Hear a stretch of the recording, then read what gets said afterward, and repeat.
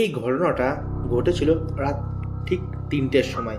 তারপর যা দেখলো আজও ভুলতে পারেনি। শেষটা বিশ্বাস করতে পারবেন না।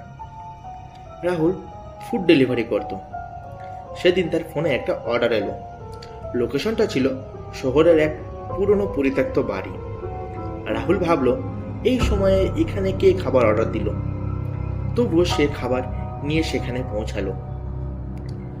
বাড়িটার সামনে এসে দেখলো চারিদিক অন্ধকার, ভাঙা জানালা আর দরজাটা একটু খোলা।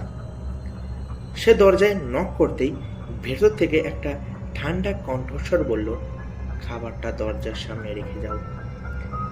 রাহুল ভয় পেলেও খাবারটা রেখে চলে আসতে লাগলো।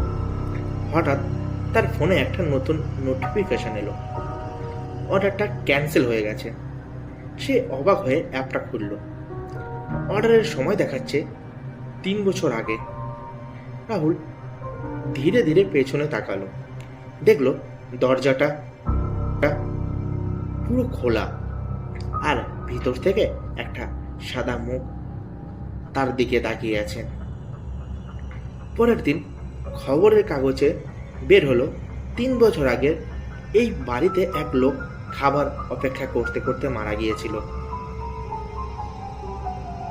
তুমি হলে কি ওই বাড়িতে আবার যেতে?